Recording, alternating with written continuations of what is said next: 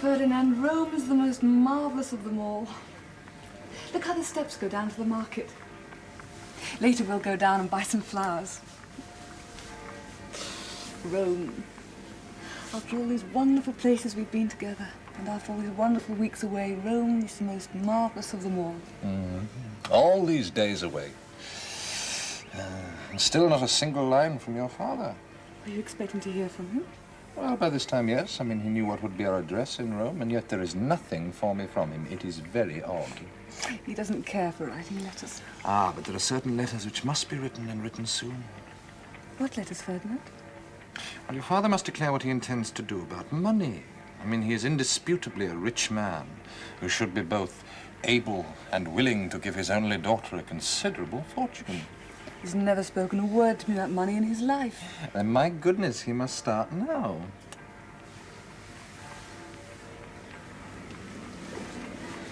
Listen, Emily, almost as soon as we return home, I am to stand for Parliament. Now, that in itself should not be costly, as the thing has been more or less arranged already.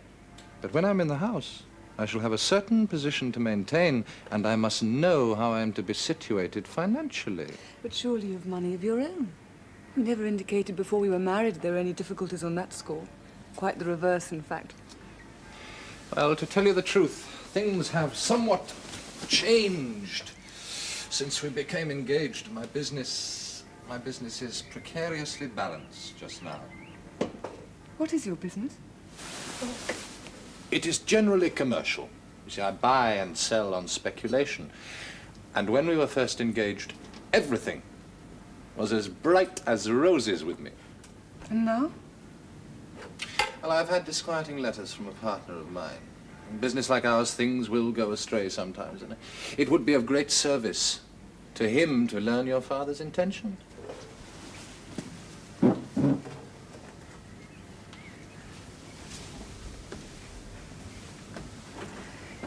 What do you want me to do?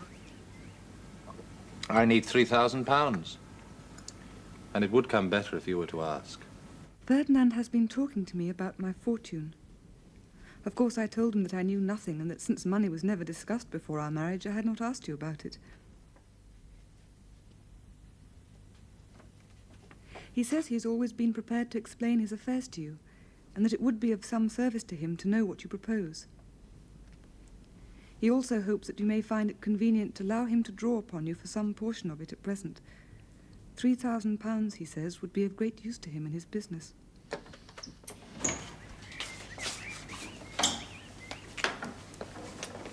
By George, he's a brick after all.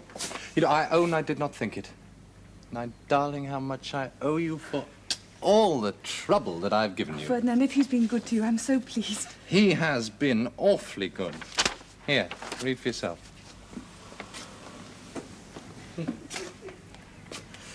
You know, it's a pity that we didn't ask for 4,000. Or 5. Or 10.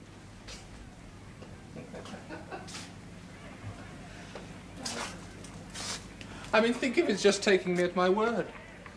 I mean, it's a great deal better than I'd come to expect after he'd kept quiet for so long. Papa is rather cool, I think. But he has answered to the whip. And that trouble is over. I mean, we can enjoy ourselves now. Was £3,000 as important as all that? Of course not, my love, but as I've told you, it is very convenient at the moment. And then I have been worried in general lest he might be going to ignore us. Shall I write to Papa and thank him? I shall write at once, telling him where to pay the money. And you should write too in a day or so. As he has come round over this, we must show ourselves very civil for the sake of the future. Papa seems to be saying we can expect no more from him. That, of course, is absurd, and he cannot mean it. £3,000 is nothing to him. Naturally, I shall ask for no more at present, but no doubt he will very soon make permanent arrangements.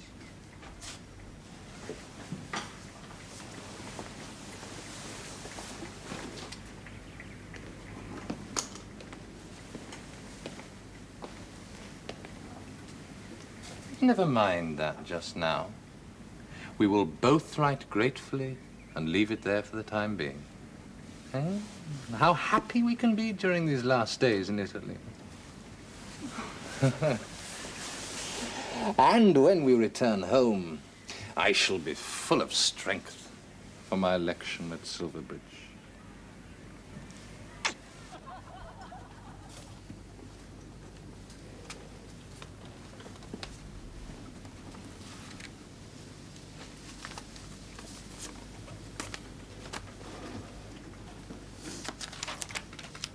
Cora? I got something to say. Please say it, Plantagenet. Very well. It's time to put an end to all this. All what? All this entertainment. Plantagenet. You approved the idea at the start. Yes, the idea perhaps, but the reality's gone far enough. When I'm burdened with this present office, I can't continue to receive guests in the house. They're all people whom you need. I don't need them here. With most of them, I'd get on very much better in their absence. And do you remember that sickening affair, Sir Orlando Drake? All that could have been avoided if he'd not been allowed to approach too near, become too familiar. Important men, little men for that matter, like to be able to approach their Prime Minister. And they're making my life impossible.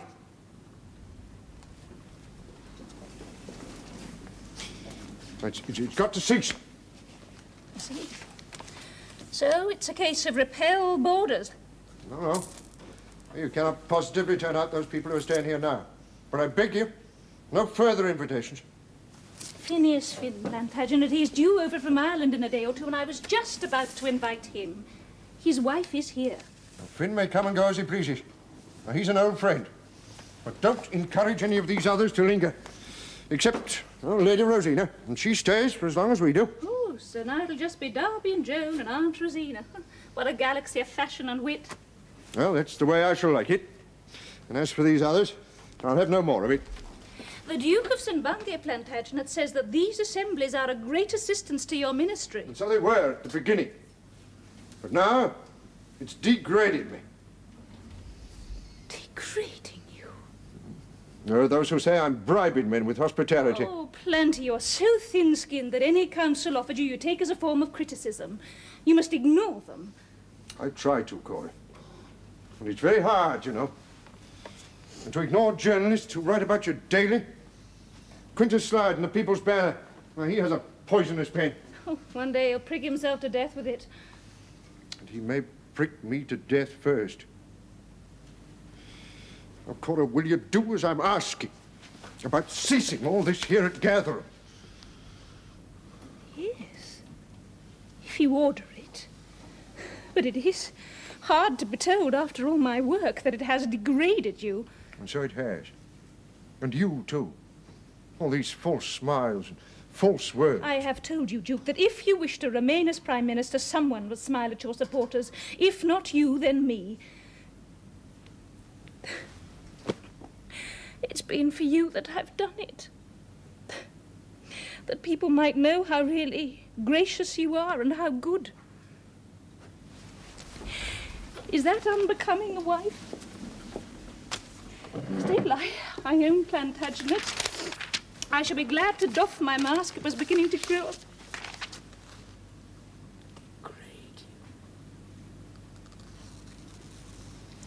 Shaking hands with all those cads and caddises has nearly worn my poor hand away.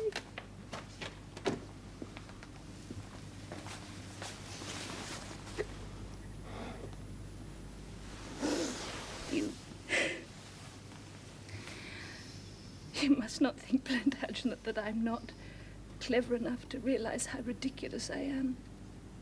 So, the Duke has had his way, and the party is to be run down. High time, too, from what I've heard. Even in Ireland, there were whispers she was overdoing it. Yes, she certainly put her whole heart and soul into it. Perhaps it did become a little extravagant. But on the whole, I think she was of service to him. Her hospitality makes up for his aloofness. No, he never was hail fellow well met, and nobody should have expected him to be. Oh, but people certainly expect a Prime Minister, even this one, to occasionally say a civil word. You've been so much away, Phineas. You don't realize how the coalition has been hurt by this man's coldness of manner. Glencora's entertainments did at least make for a salutary rise in the temperature. And now autumn's coming on. Her entertainments must be put aside. Autumn. For all of us, I think. Are you beginning to feel middle-aged, Marie? Never when I'm with you.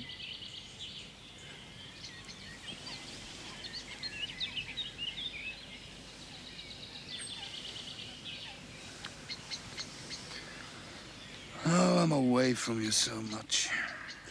Well, then you are the greater tonic when you are here. I have always believed that a husband and wife should be a great deal apart. Love is easily staled, Phineas. Ours is in no danger of that. That is because we do not try too far. We're not greedy for it. We each have our other loves, so we do not devour each other. You have your career, and I have the Duchess. Well, I hope my career won't suffer if the Duke has to resign, but the Duchess... The Duchess will break her heart if anything goes wrong. Oh, then she must break it sooner or later. No ministry lasts forever. She, of all people, should know that.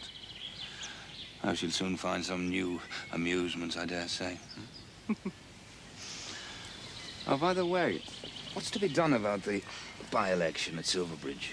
The Duchess wants a seat for this man, Lopez. But the Duke has made no promise. The Duke, my dear Phineas, has been very angry with her indeed. He tried to say a few words at Silverbridge, but he has crushed the whole affair. The Duke of Omnium and Gatherum presents his compliments and wishes it made known to all his tenants in and around Silverbridge that he will not in any way influence, advise, or suggest any choice of candidate which the citizens of Silverbridge may make for the forthcoming by-election. Neither the Duke nor his agents nor the members of his family are at any time to be consulted or even considered. His Grace has made it very plain, you see. And Her Grace has made it very plain to me, and to you too, I think, that she wishes me to be elected. Only His Grace says here, even if she does, it ain't to count with us. The Duke cannot speak for the Duchess. Oh, round here, Mr. Lopez, the Duke speaks for everything that breathes. If he says we're now to vote as we wish, then we vote as we wish. And how is that? Oh, we're old-fashioned men with old-fashioned ways. We don't want reform, never have done. Only gives people silly ideas.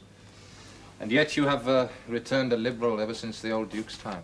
Well, long before that, Mr. Lopez, but only because the castle said so. Now the castle says we're to go our own way, and that way will be Conservative. Which ain't your way, I think. So, you are deserting me. There's no more help I can give you. Very well, Mr. Sprout. I shall fight on by myself. Oh, look, sir, I know it's not my business to say so, but if I were you, I'd cut my losses and run along home. Mr. Sprout, I am very sure that the Duchess will make some sign, send some message, if only by an understrapper from the castle. Their Graces left the castle this morning, Mr. Lopez, for a short visit to London. There's a sign for you, if you want one.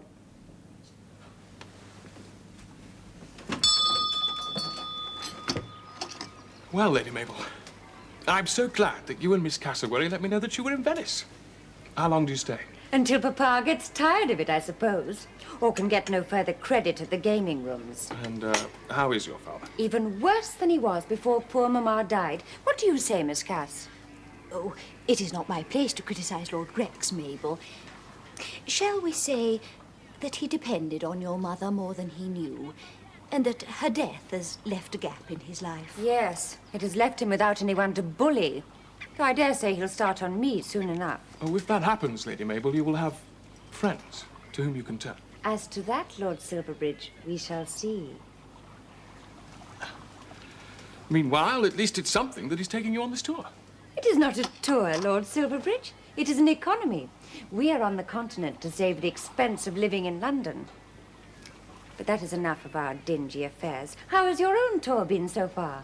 Well, mine is not a tour either, Lady Mabel. It is an exile. As you know, I left Oxford inconveniently early. So, for the time being, I'm to be kept out of the way. Oh, come, Lord Silverbridge. Travel for a young man in your position must be both a pleasure and an education. Well, education, perhaps. As for a pleasure, I think my greatest pleasure on this tour will be my return home from it. And yet, I must say that I'm becoming increasingly fond of my little corner of Venice. You see? Yes. I don't wonder you're becoming attached to it.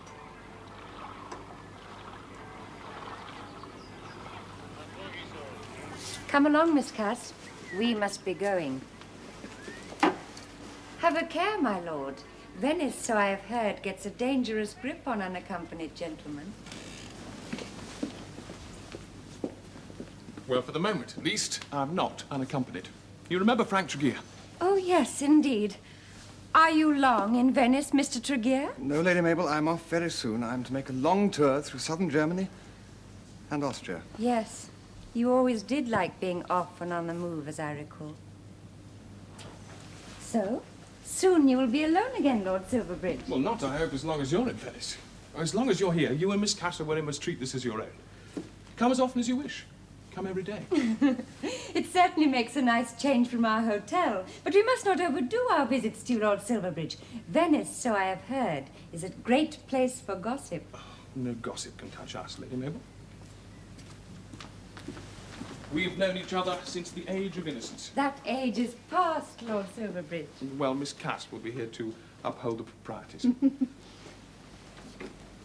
Come as often as you can. It's such a happy thing to see old friends.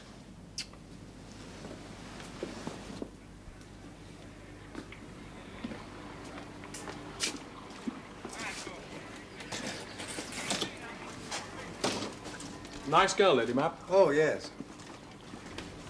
And Miss Castleberry's a good old sort. Staying on with Mabel and putting up with that beastly father. I always understood that Miss Cassery had no choice.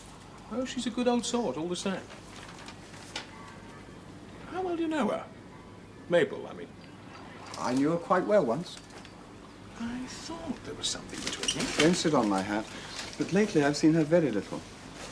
Well, then why not stay a bit longer and see a bit more? I'm not inclined to change my plans on account of Lady Mabel Grex. I have some serious travelling to do. Well, I shall miss you, old fella. Will you come back to Venice when you're done? I dare say. I plan to finish my tour with a long hike through the Carnic Alps. That'll bring me full circle and very near Venice. Well, you're welcome here. Right if I'm still here to welcome you. Which is quite likely, I think.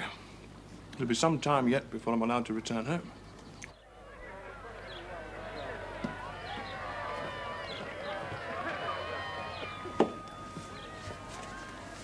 There you are, sir. I did warn you. Mr. Arthur Fletcher, Esquire, 1,044 votes. Ferdinand Lopez, Esquire, 182 votes. More than I thought you'd get. Doing it off your own bat. I don't suppose any man was ever so treated before. Well, the fact is, sir, you were to come here as the Duke's nominee. Once he said he had no nominee, you were never anywhere. I did not understand that from the Duchess. I dare say her Grace meant for the best. But just this once, the Duke's been too many for her. I'd say there's been a little misunderstanding up at the castle. Little misunderstanding, for which I am left to pay the bill. You ain't the only one out of pocket. It's cost her Grace 35 guineas for a dozen pair of thick cork soled boots. Not one of which she'll ever wear, if I know her dainty ways.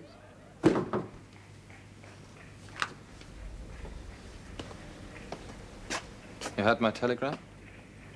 Ferdinand, it has made me so wretched. And a wretched business it was, too. Yet I could hardly believe it. Everybody suddenly seemed to turn away from me. Everybody there deserted me. You did not give up. No. The more fool I. The Duchess originally intimated that I would be returned unopposed, in which case the cost would have been almost nothing. But now, the expense of a contested election, win or lose, is at least £1,000. Ferdinand, have you paid it? Not yet, but no doubt the bill will come in before long. That at least I can depend upon. I mean, the Duchess must have known what would happen. By Jove, Emily, she left the castle the day I reached Silverbridge. A short visit to London, they say. You know, men and women have become so dishonest that nobody is safe anywhere. It is hard. It is cruelly hard, Emily. You know, I don't suppose there was ever a time in my life when the loss of £1,000 would have been as much as it is now. The question is, what will your father do for us? So you have come back from Silverbridge? Yes, sir, and not triumphant. Thank you. The Duchess left me in the lurch. She was always a somewhat volatile woman. Yes, well, listening to her has cost me £1,000 for nothing. Seats in Parliament have always been an expensive luxury. Well, I've had the expense, but not the seat. And I did not look upon it as a luxury, sir, but as an honour. And as an assistance in your trade, I suppose? An assistant, sir, in my profession. But I still should not have tried it, had the Duchess not encouraged me. What is all this to me, Lopez? Emily wanted it so much, sir, and but for her, I should not have thought of it. But you have just blamed the Duchess for that. Well, the Duchess was very certain, sir, but I still should not have tried it, had not Emily desired it. I mean, just at present, I could very See, well Herr afford Lopez, it. rather than hear any more of this, I will pay the money. You have already drawn on me extensively. But rather than have my chambers used as a kind of wailing wall, sir, I will this once accede to your obvious wish. £1,000, you say? Oh, well, there may be some small extra charges for which I have yet to be apprised, sir. Those you may apply to the Duchess, perhaps.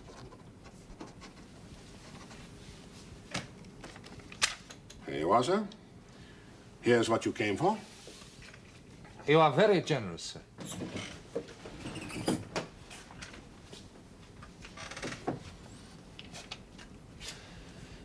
Someday soon, I do hope that you will allow me to explain the exact scope of my affairs to you. I do not know that it can do any good. Yes, but surely you would not object to hearing about my concerns, sir? No, I would not object.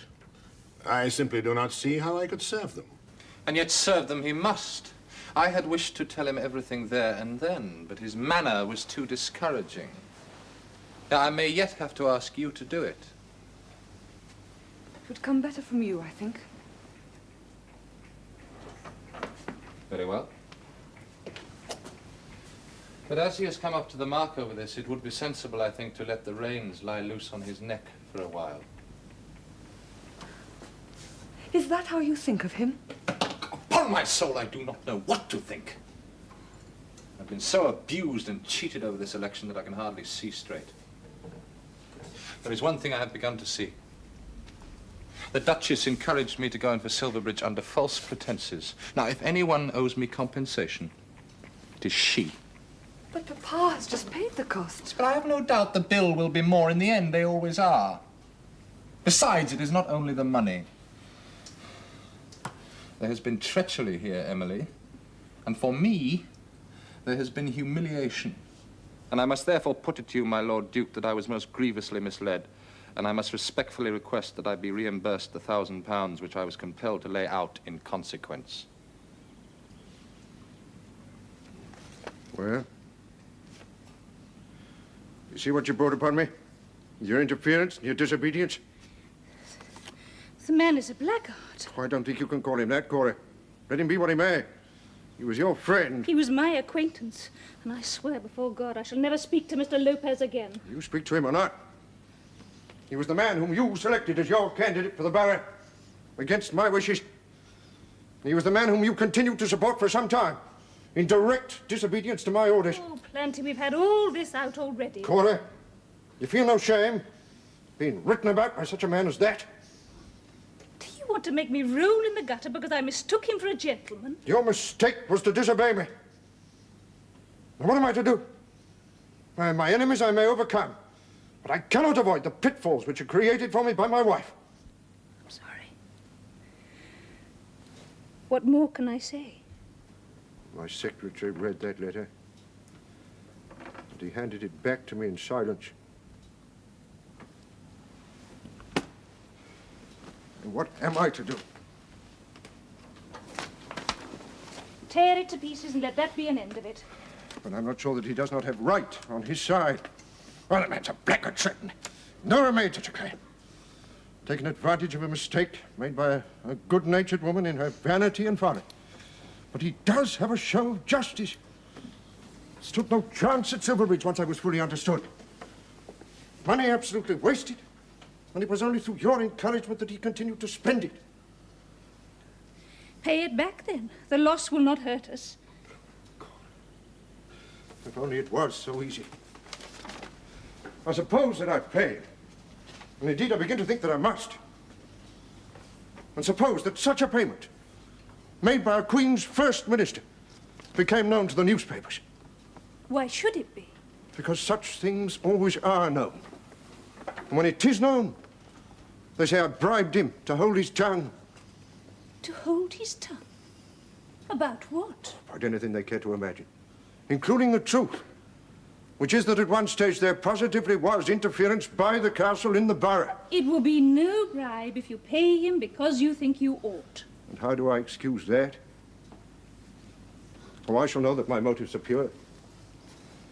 I shall know that I'm paying them the money because she, who is dearest in all the world to me, has through her impetuous folly caused that wretched man to be led into this expense. I can't say that out loud, Cora. I cannot reveal you that my wife has been arrogant, vain. But you must say it. If it will save you, you must say it everywhere.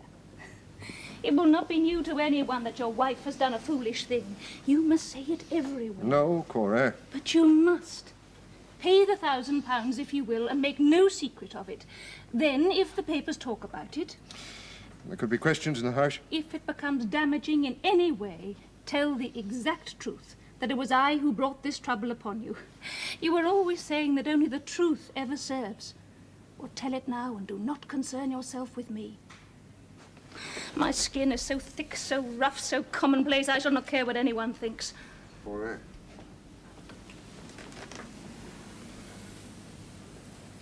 I don't think you quite understand me. I never understand anything, it seems. No. No, I don't think you quite understand what it is that I feel about you. I could not say a word against you, even to a friend. So do you think I would wish to avoid censure by putting the blame publicly on you? But I think that you should, and stick to the truth. The truth?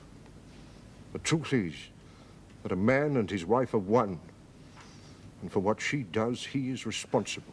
Now, I shall pay the money, because I think it's right that I should, and I take the consequences myself. I'm guilty, Plantagenet. I'm guilty. I'm sorry to keep you waiting, you. Unavoidably delayed, huh? Well, really not. For our walk, but it's raining. Is it? Oh. Oh. I hadn't noticed. Oh, you read the papers? No. Are they hostile? Quintus Slide and the People's Banner. That's the worst. The faineant ministry, he calls it. Gathering butterflies. Glencora's archers.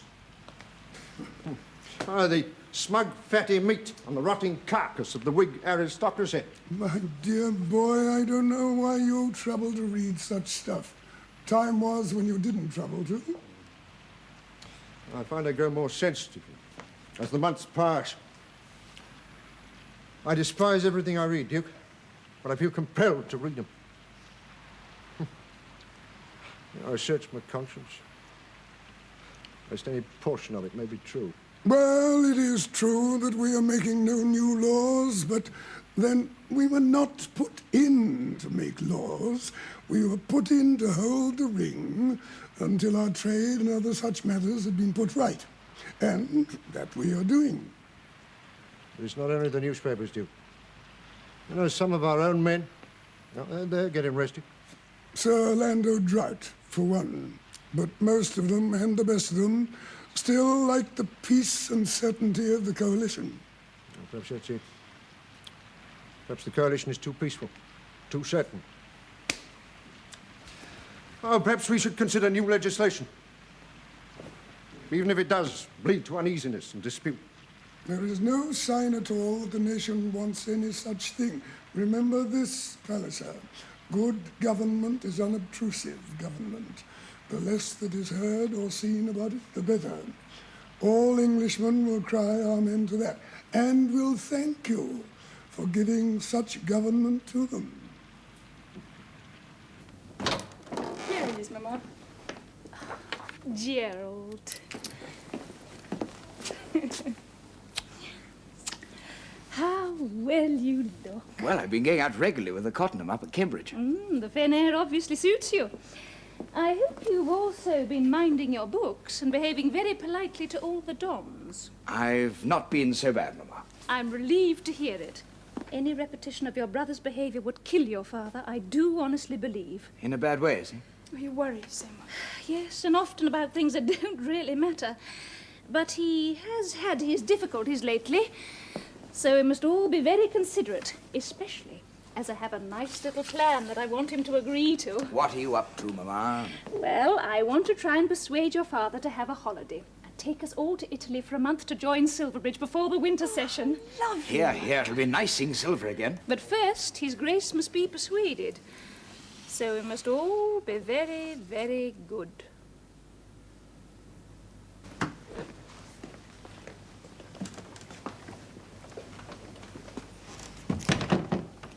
Sexty, what the devil are you doing here? Why shouldn't I be here? I'm your partner, ain't I? That is for the city. Only you ain't been near me in the city, not for days. I'm worried, Lopez. I'm worried rotten. Well, perhaps this will cheer you up. Pray pay Ferdinand Lopez Esquire the sum of £1,000 only. Confirmed figures, signed Omnium. Well, this'll be good, if it's what it says it is. And just how did you come by it? It represents my election expenses. You see, I was the Duke's candidate, or I thought I was. And he let me down, so he's done the only honourable thing. But you told me your election expenses were paid by your father-in-law. Well, his money indeed went to pay them. This is, as you might say, it's compensation for my disappointment. It should keep us going very nicely for a while. Not for long, Lopez. What do you mean, not for long? You had £3,000 paid into your bank by my father-in-law while I was on my wedding tour. Which was some time ago. Yeah, and this from the Duke makes it 4,000. Now, come on, we must be all right. 2,000 and more went to buy back those bills of yours. Since then, you've had another 500. The man must have some money in his pocket. Oh, no doubt about that. You've had 500 in yours. Then there was some more settling to be done over those dud mining shares. It's only a few hundred. That still leaves me with over 1,000 in credit. Only you owe that and more for your share of the guano, which is now worth about its weight in cobwebs if we try to sell it. I have told you the price will pick up in time. But we've had all the time we can expect, Lopez. Any minute now, they're going to come on us for the balance of the purchase money. There's only one thing for it. What do you mean, get more from old Wharton? That's about it. It's time he came across with the real stuff instead of handing out loose change. How long have we got, Sexty? Well, I should be able to hold him off for another month. With luck, maybe 2.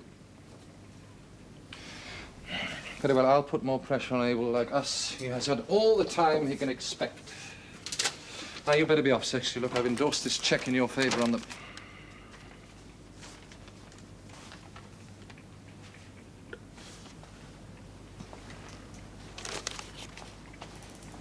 Afternoon, ma'am. Right. You take yourself off and leave me to get working on the old man.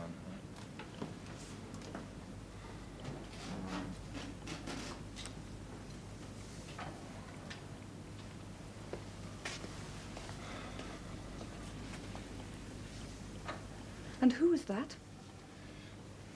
It's a business acquaintance, no one for you to bother about. But of course I bother. I see some seedy little man sneaking out of my drawing room. So seedy you don't introduce him to me. And then you tell me you have business with him. What did he want, Ferdinand? He wanted money, my dearest.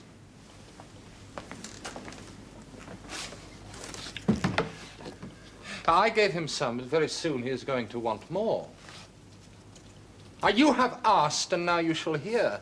There must be more money for that seedy little man, Emily, and there is only one source it can come from, and that is your father.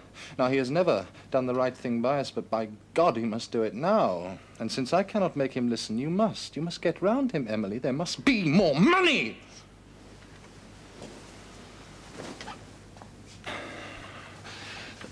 You should go and see him every day. I mean, he would be delighted if you were to go and visit him in his chambers, or you could take care to be in his house when he comes home in the evenings. I think he would like that. And when you are bringing him his slippers, just explain that you, his only daughter, would wish to know what is to be done. Ferdinand. Pet him and cosset him, and then tell him that he is a rich man and that he owes it to us to unbutton now. How shall I ever find the words for this? When you find the right words. If we are to go on being friends, my girl, I mean, you must find the right words.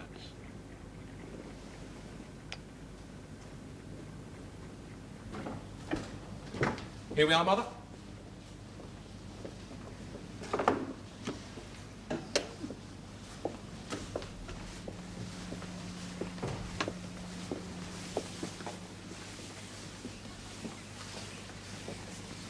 Well, what do you think of it, sir? Oh, it's enchanting, Silverbridge. That's the only word for it. But dangerously enchanting, sir. Oh, Planter, you're not to find fault the very minute that you get here. Oh, yeah. I know what Father means. I've filmed it myself. I thought you'd say something like that, sir. Oh, Father. Mother, I'm so glad you could come. Well, tell us about it, Silverbridge. Who did it belong to? Well, the palazzo belonged, and still does, to a family called the Monteverdi del Isole. Monteverdi of the Islands. Very pretty name. Yes, but unfortunately, they went a very pretty lot. A distant ancestor founded their fortune with the loot from the sack of Constantinople. And he brought back some Oriental habits as well. And these have now died out of the family. Oh, dear, oh, dear, oh, dear.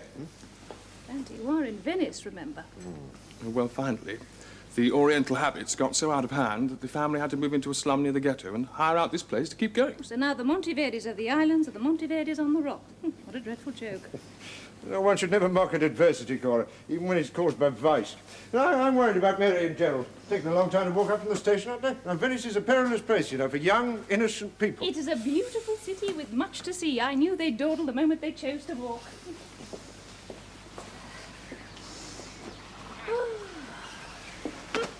What a joy it is to be in Venice again.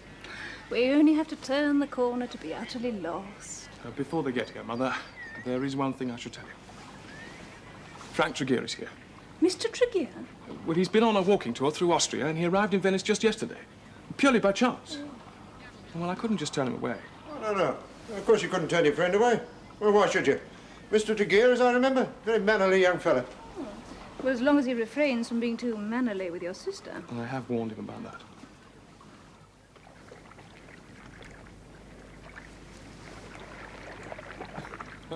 It's all so beautiful, yet so decayed, so sad. Well, that's its secret, my dear.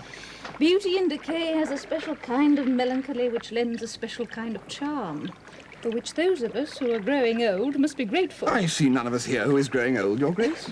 You are very kind, Mr. Tregear. Truthful Duchess. Veritas tum veritas. The truth and then the truth, my family motto. Your family comes from Cornwall, I think. Yes, from a little village near the sea.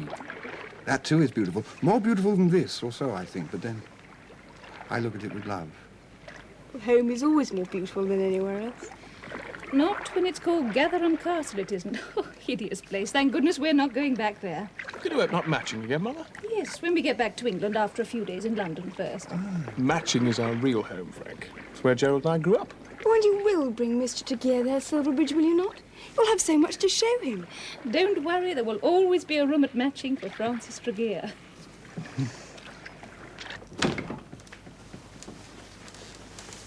There you are. I trust that you've been with your father. Did you get any further with him? No, Ferdinand, I've not been with my father today. But you know how urgent it is. You know very well that unless Ferdinand. I've been with the doctor this afternoon. You are not ill. No. But I've thought for some time now that well, that as we Don't you understand? Oh, Emmeline. My dear, forgive me for being so stupid and harsh. And if only I'd known. Well, now you do. And I'm very happy. I would be happier still if it were not for all these terrible worries. Emily, when you tell your father of this... Yes? Well, you must tell him in such a way as to make him see that now it is more essential than ever that he should do the right thing by us, now that a child is coming. So now the child is to be used to put pressure on my father. First myself and now my child. But it is for the good of us all, Emily. It is to ensure our very survival, the child's too. Of course, my father must be told. Of course. But I cannot use my child. As if I was some beggar in the street as blackmail to extort money. Look, a beggar in the street you may very well be if your father does not do something soon. I cannot use my child. I cannot tell him such a wonderful thing and then ask for money with my next breath.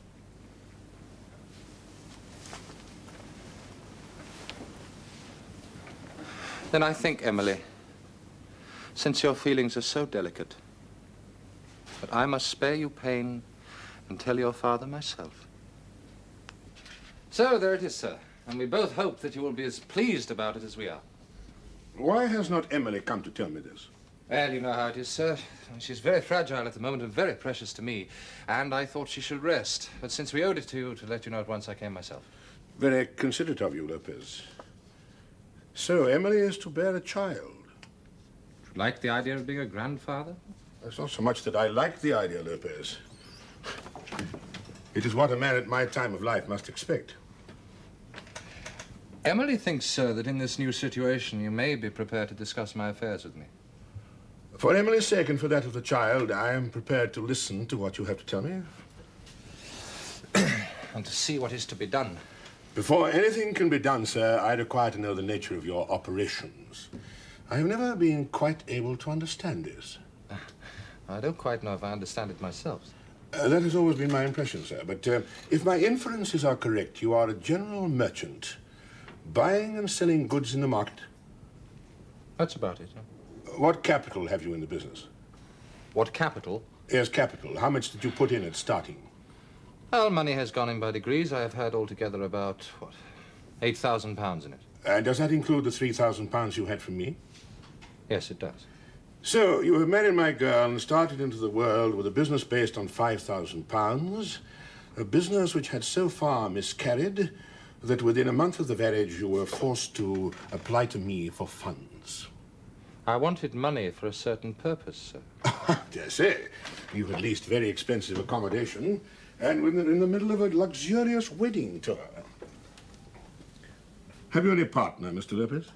Yes, I have a partner who is possessed of some capital. His name is Parker. Sextus Parker. Then Mr. Parker's capital is also your capital, since you are business partners. Well, I can't quite explain it, sir, but it is not as simple as that. What is the name of your firm? Well, we haven't got a registered name. Well, have you a place of business? Miss Parker has premises in Tankard Lane. Ah, that at least is true, but he's described here as a stockbroker. Are you also a stockbroker? No, sir. Though I have sometimes had dealings in stocks. No doubt. I imagine you have dealings in anything which may be purchased on credit and sold for a quick profit. In one word, sir, you are an adventurer, if that be not too kind a word. How can I possibly entrust my daughter's fortune or any part of it to such a man as you? You entrusted your daughter to me? Against my better judgment, which has now been most strongly confirmed.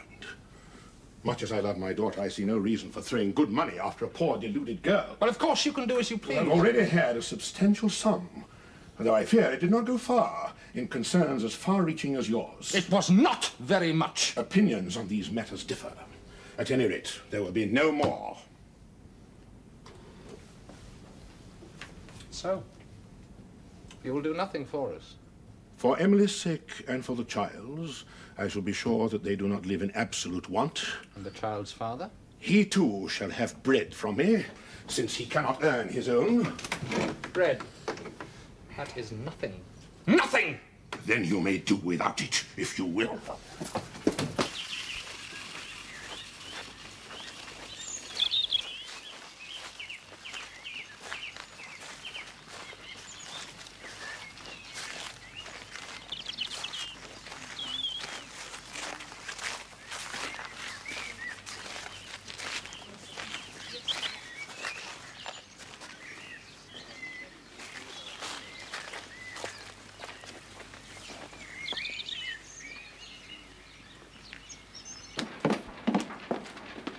There's a party to see you, Mr. Slide. Name of Lopez. A Ferdinand Lopez. Mr. Lopez to you, boy.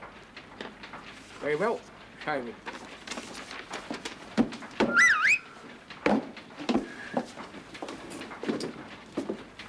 Mr. Lopez? And what can I do, sir, for you? Oh, what I can do for you, Mr. Slide. Is it now? Just a favour, Mr. Lopez? Or a quid pro quo? Oh, I dare say you'll find yourself grateful. In fact, £200 is what I had in mind, in exchange for some parliamentary intelligence which I can offer you. £200 is a lot to pay the piper, Mr. Lopez. Depends on the tune, Mr. Slide. Well, let's hear a bar or two, and then we'll see. Thing is, Mr. Slide, I come to you as a victim. I have been used and abused by high people and then trodden into the dirt. Yes, we the men have always been on the side of the underdog, Lopez, but we don't pay good money just to listen to him whimpering. Not unless he's got something very particular to whimper about. As you may know, Mr. Slide, I was recently the candidate in the by-election at Silverbridge. That's more like it, Lopez, that's more like it. You just pipe a good ditty about that, and 200 sovereigns it shall be. Well, in the beginning, I agreed to stand because the Duchess of Omnium represented to me that she would be my friend in the borough, and that I would also be able to depend on the good offices of the Duke. Yes, I see. And then the Duke got all righteous and announced that he was determined not to influence the election in any way. And in the end, the Duchess dropped me flat. So, of course, I lost, as you know, and spent a lot of money to no purpose, £1,000 to be precise. Now, had it not been for the Duchess's promise of support, I should never have thought of putting myself forward. And so, Mr. Slide, Well, keep it coming, Mr. Lopez. Keep it coming. I wrote to His Grace and suggested that I had been the victim of a misunderstanding, to put it mildly, and that my expenses should, in all equity, be reimbursed. You did that, did you? Well, and how did His High and Mightiness reply? With a cheque for £1,000. Really? So, what it comes down to is that the Duke of Omnium, the Prime Minister of England, paid your expenses while you were standing as a parliamentary candidate for his borough. That's it. You're prepared to sign a statement? Oh, yes. He positively sent you the money, yes? And the sending of the money was corrupt, whatever his motive may have been. And talking of motives, may I ask, Mr. Lopez, what your motive may be? You don't come out of this story with much credit yourself. Well, my motive is to show up injustice and to uncover fraud. And also to receive £200 and rub the Duchess's nose in the dirt. But you surely realise, Mr. Lopez, that if I publish all this, your nose will go into the dirt alongside the Duchess's. One good turn deserves another. I was rather hoping that you might manage to adjust the facts very slightly, so that my part in the story might appear to be largely, let us say, a passive one. A passive one? Yes. The victim, of course. And presumably you want us to say that you received the money from the Duke rather than that you asked for it. That's about it.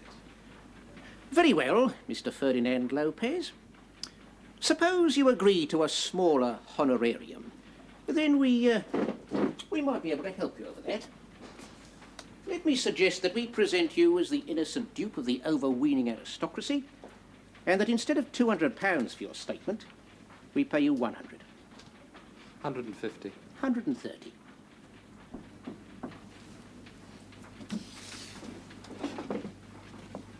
Not bad, Lopez. A whole 100 more than the traditional fee. Traditional fee? 30 pieces, if you recall, Lopez. But I expect you've forgotten that old tale.